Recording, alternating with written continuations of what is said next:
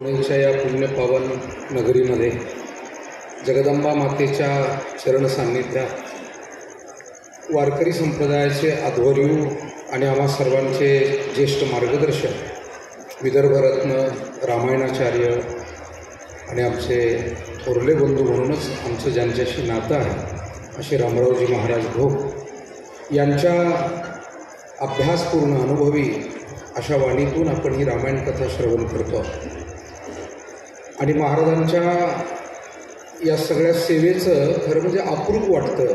तुम्हा सर्वांना वाटेल यात नवल नाही, पण आम्ही कीर्तनकार मंडळीसुद्धा त्यांच्या सेवेबद्दल नेहमीच आश्चर्यचकित असतो. कारण दररोजचे 2-2, 3-3 कार्यक्रम आणि तरी काशीनाथ बुवा तुम्ही पट्टीच्या ज्या सुरात म्हणता त्याच्या 2 पट्ट्यावरती षडजापर्यंत महाराजांचं चाललेलं असतं. म्हणजे तरी तो आवाज बसत नाही. त्याचं कारण रामप्रभूच्या आणि वारकरी संप्रदायाच्या संतांच्या सेवेमध्ये ही वाणी अर्पण केलेली आहे आणि त्यांच्या वाणीच्या प्रभावात महाराष्ट्रभरात आणि महाराष्ट्राच्या बाहेरसुद्धा लाखो भाविक हे वारकरी संप्रदाय विचाराशी अध्यात्म विचाराशी जोडले गेले. हे फार मोठं कार्य महाराजांच्या द्वारा घडलेलं आहे.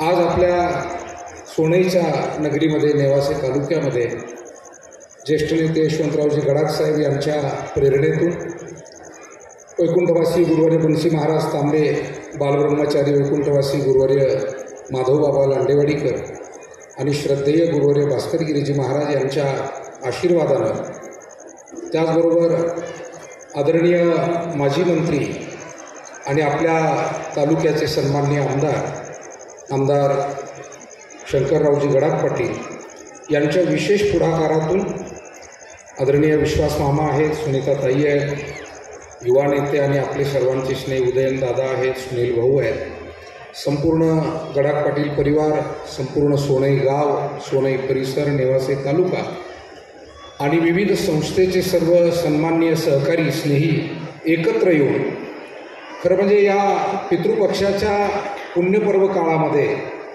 हा अद्भुत रामायण सोहळा ताई आपण घडवून आणला आणि या सगळ्या हजारो माता भगिनी आणि हजारो पुरुष बांधवांना हे अमृतपान कथेचं आपण करवलं. हे फार मोठं कार्य मला असं वाटतं. कारण अन्नदान हे मोठं दान आहे, पण असं म्हटलंय की अन्नदानम महत्दानम विद्यादानम तथा परम अन्नेन क्षणिका तृप्ती यावत जीवेतु विद्यया. अध्यात्माच्या या ज्ञानानं जीवनभराची तृप्ती होते आणि अशा पद्धतीची कथा परमादरणीय रामरावजी महाराज भोग यांच्या मुखारविंदातून आपण श्रवण करताय. मी आपल्या सर्वांच्या भाग्याचंही कौतुक करतो.